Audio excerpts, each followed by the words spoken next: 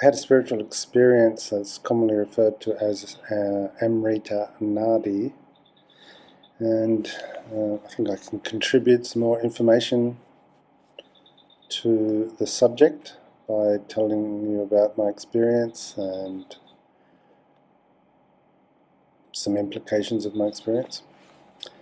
So I quit my job in Sydney and went to Byron Bay, hoping to establish a creative career that contributed to the world rather than just being a cog in the wheel. Even though I had a huge debt and no job, I was just typing my creative diaries, and after 2 weeks I realised, 2 or 3 weeks, probably 3 weeks, I realised that I wasn't going to produce anything worthwhile for a few years. So I just meditated and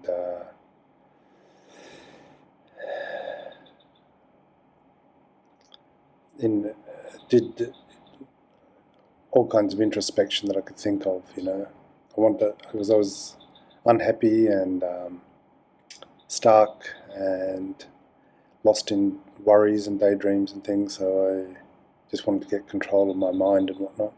I wanted to understand how I'd created such a terrible circumstance. So what happened next? So I was meditating on beaches and in the park, and I was kind of moving my body around when I get lost in daydreams, just kind of pull myself out of it. And I also stared at the ground as I was walked along. I went for epic walks for hours and hours just to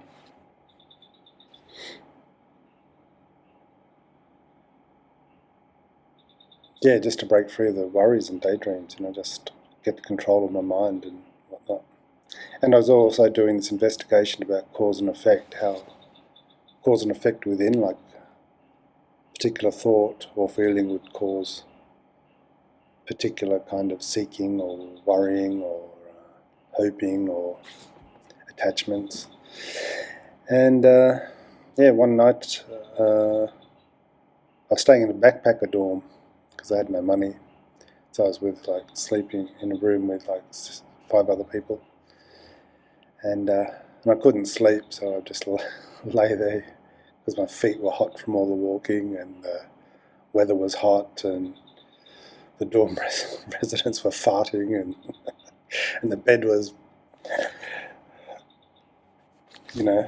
saggy. My back was sore.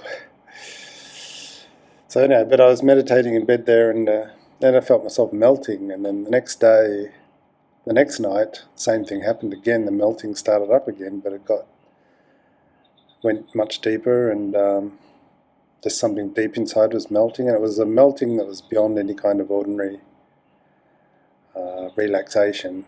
No matter what massage or whatever you took, it was deeper than that, and deeper than a holiday or whatever. And the melting seemed to activate a process inside where all the energy withdrew from my torso and became centered in my head as a spark of light, which I now can just consider to be like the individual spirit soul. And I was that light, and I saw that light at the same time, so there must have been consciousness around that spark. And as that spark, I went down my neck again, but to the right side of the heart, the right side of the chest there, and about there, believe it or not. And there was this golden deity, like those statues you see in Asian shops, Hindu or Buddhist statues. And he turned to me and he communicated in a psychic kind of way. He said, I am thee, in thee, as thee, heart of all beings connected. And then he turned his arms to the right, and this space-like spiritual realm opened up, and there were these people meditating with cords connecting their hearts, or this right side thing, Amrita Nadi, I guess. And then he turned to me and he said, "And you?" Like kind of a Zen question, I guess. And so with that, my attention turned back on myself, and then I started separating from him. And then I tried to get back to him, and the harder I tried, the faster I separated. And then I opened my eyes, and this light was coming in like spreading out from the right side of the heart. And it seemed to be projecting the world in some kind of 4D kind of way. And it occurred to me that that projection from the right side of the heart of all beings kind of makes a hologram of this world. So it creates this world that way. And I mean, I can't describe it.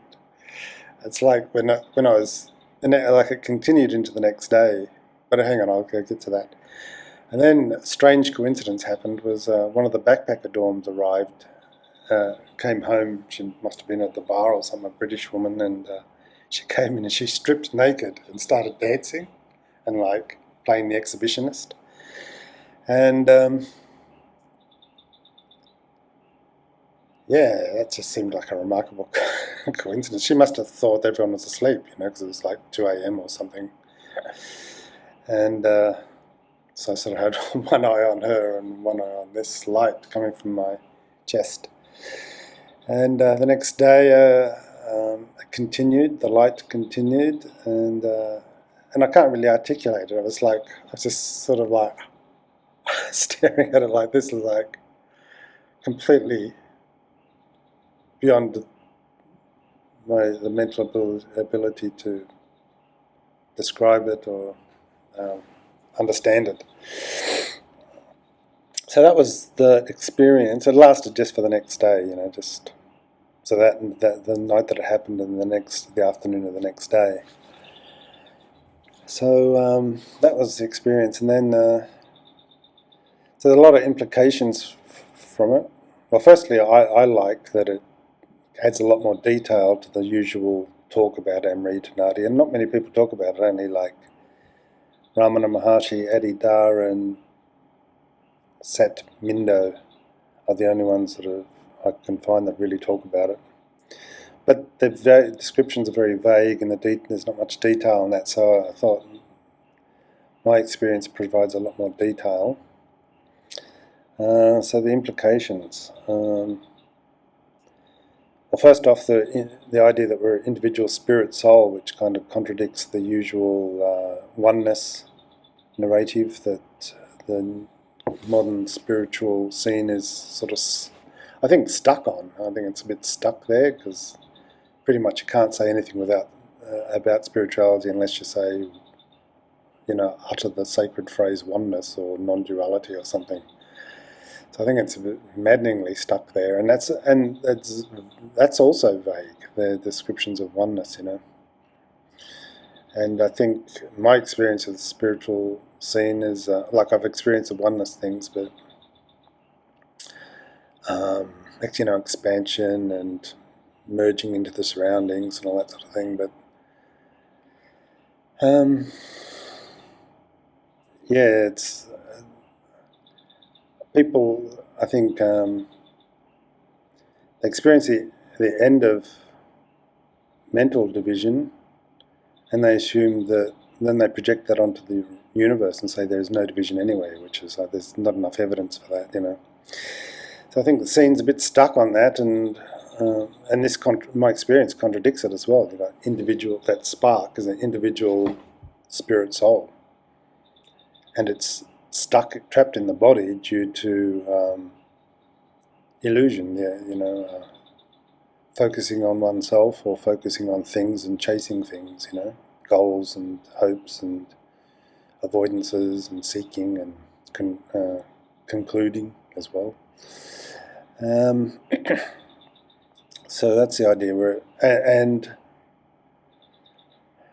Ramana's idea of like asking who am I seems to be bad from that perspective, because it was that moment when I separated from that golden deity guy was when my attention went back to myself. So that seems a bad idea. I think Ramana was probably already on the other side kind of thing, and from that perspective asking who am I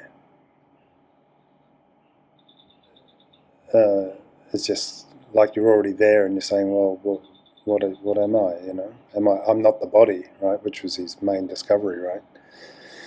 But when you're on this side, on the world side of the body, involved with the body and the world and whatever, the asking who am I is actually just increases the division between self and things. What else? So, and it kind of explains incarnation. Incarnation seems to be, as soon as you think of yourself or things or goals or whatever, you that causes division and it causes you to exit Amrita Nadi, or that spiritual realm, and then you become involved with the body. And then the more you try to get back to it, right? Same with spiritual seeking. The more you try to get whatever happiness was associated with that, the more attached you become. Counterproductive. And then when you're attached, it feels bad, right? And you forget your spiritual reality, and then that makes you seek even harder. So that's how that sort of what do they call it? Negative spiral traps you. And what else? I think that's about it. Yeah. How long is that? I guess if anyone has any questions or comments or about the experience or about this life or spirituality or anything, I might do a follow-up video. But I hope this contributes. I mean, I think humankind's only just beginning to explore this stuff, explore the spiritual realm. So we don't want to get stuck on particular states like non-duality or devotion or religious belief or something like that. We just want to, just in the same way that we've explored the material realm through science and just like travel, we can explore the spiritual realm. So that'll do it for now. Thanks for watching.